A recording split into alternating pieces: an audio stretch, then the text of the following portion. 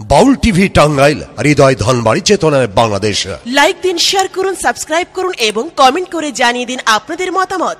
দেশ ও প্রবাসী বন্ধুরা, এসো বন্ধু, আমার এই মন্দিরে বিনা অনুমতিতে কেউ প্রবেশ করতে পারবে না।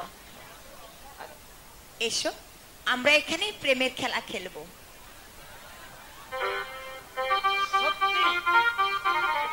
তোমার যুক্তির প্রশংসা না করে পাচ্ছি না সুন্দরী।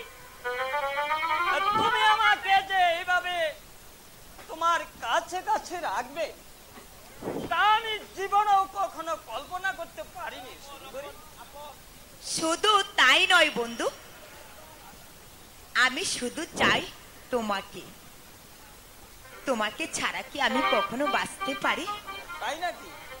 হ্যাঁ তাই সুন্দরী। বন্ধু, কালিয়া সোনা রে,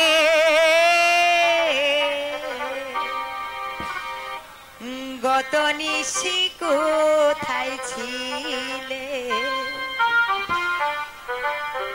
তোমার লাগিয়া নিরালে বসিয়া বসে আছি গোপনে। বলো, গত নিশি কোথায় ছিলে? গত নিশি কোথায় ছিলে? কালিয়া সোনা রে, গত নিশি কোথায় ছিলে? কালিয়া সোনা রে, গত নিশি কোথায় ছিলে? তোমার লাগিয়া নিরালে বসিয়া, তোমার লাগিয়া নিরালে বসিয়া বসে আছি গোপনে। নিশি কোথায় ছিলে? কালিয়া সোনা রে, গত নিশি কোথায় ছিলে?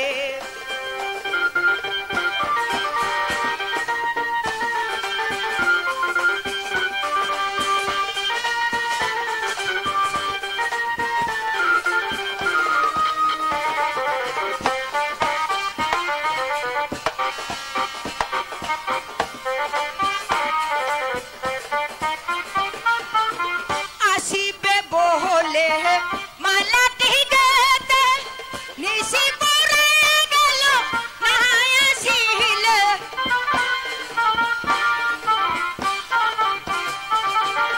আসিবে বহলে মালাটি গাতে, নিশি পড়ে গেল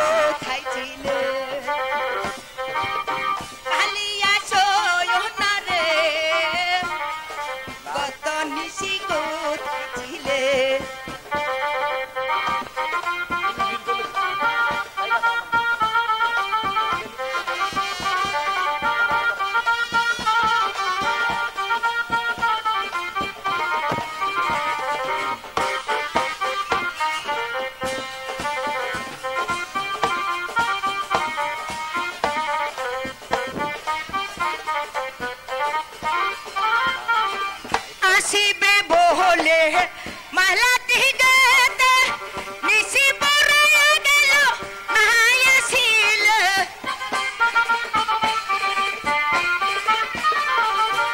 আসিবে বলে মালাটি গাতে নিশি পড়াইয়া গেল নাই আসিল বিরবির আখি সর পড়াতে কি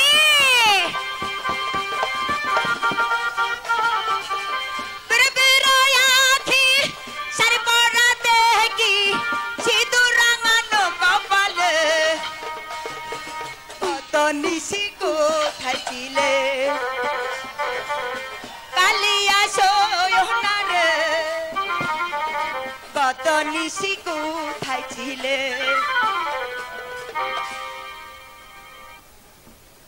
এসো বন্ধু আমরা এই নির্জনে কিছুক্ষণ বসে থাকি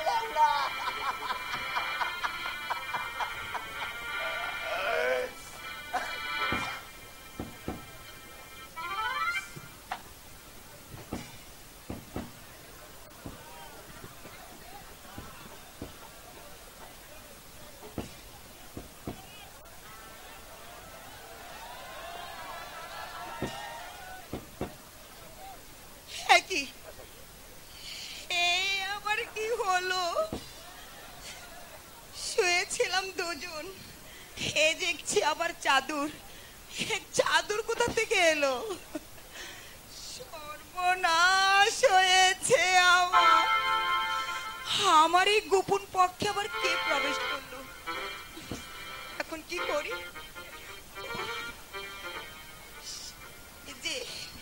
যে দেখছি আপনের গায়ের চাদর হয়েছে, এবার আমার শেষ হয়েছে, সর্বনাশ হয়েছে। এই মরা এখানে কেন? মরার ঘুম ঘুমিয়েছে নাকি? কি হলো সুন্দরী? আমি মরি আমার সুগে, উনি বলছে কি হলো সুন্দরী? এই দেখো আপনের গায়ের চাদর। মহারাজের ছেলে এসে আমাদের দুজনের এই দৃশ্য দেখে ফেলেছে। এখন আমার সব শেষ হয়ে গেল। এখন যে আমার গর্দান যাবে, হাই ভগবান। ওরে বাপ রে সুন্দরী, উপায় নেই সুন্দরী, উপায় নেই। আমি আবার পালাই সুন্দরী, আমি আবার পালাই। না না পালাই। এই শোনো, তুমি যেতে পারবে না। তোমাকে আমার সাথে থাকতে হবে। না না সুন্দরী, আমি চাই না তোমার ভালোবাসা, আমি চাই না তোমার প্রেম প্রীতি। আমি পালাই, আমি পালাই। হায় হায়, এখন আমি কি করব? আমি এখন কোথায় যাব গো? আমার সব শেষ হয়ে গেল।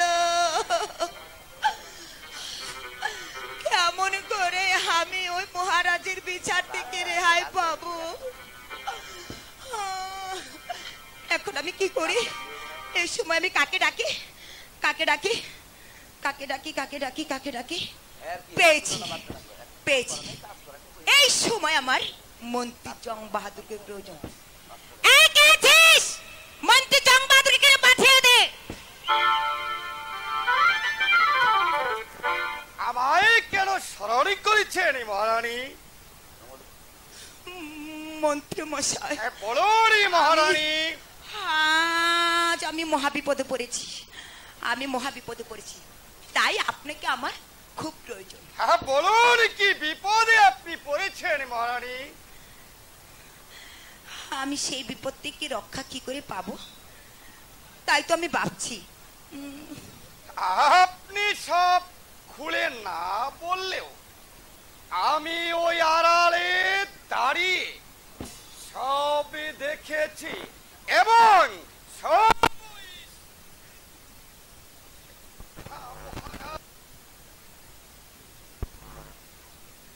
শাস্তির হাত থেকে কেউ রক্ষা করতে পারবে না। শাস্তি যে আপনাকে পেতেই হবে মহারানী, কিন্তু পথে একটা আমার জানা, সেই পথে অবলম্বন করলে আপনার পথের কাটাও শেষ হবে আর আপনিও শাস্তির হাত থেকে রেহাই পেয়ে যাবেন। বলুন বলুন বলুন মন্ত্রী মশাই, কি সেই পথ? আমি না হয় সেই পথই করব, বলুন। এতে আমার লাভ। যদি আপনার কথায় আমি শাস্তির হাত থেকে রক্ষা হতে পারি, তাহলে আমি চন্দাপতি কথা দিচ্ছি, আপনি আমার চক্রান্তে এই ধর্মপুরের সিংহাসন হবে আপনার, আর তার সঙ্গে সঙ্গে পাবেন এই চম্পাপতির লাবণ্য যৌবন। সত্যি বলছেন মহারানী? সত্যি সত্যি সত্যি, এই আমি 3 সত্যি করে বললাম। বলুন এবার, আপনি কি আমার প্রস্তাবে রাজি? আমি রাজি মহারানী। বলুন তাহলে আমাকে কি করতে হবে? হ্যাঁ তাহলে শুনুন। বলুন।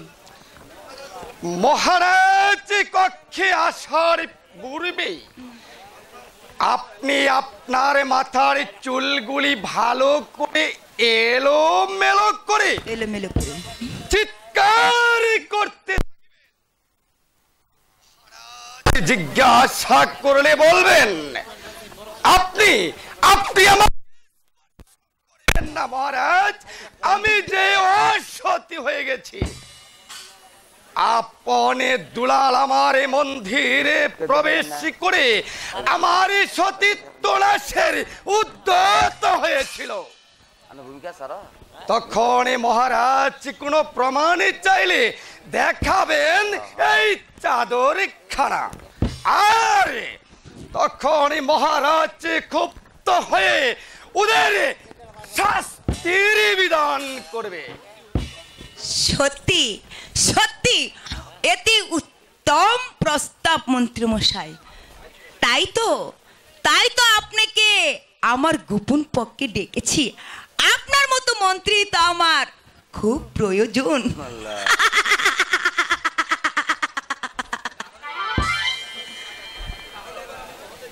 আচ্ছা তাহলে এবার আমি মহলে যাই।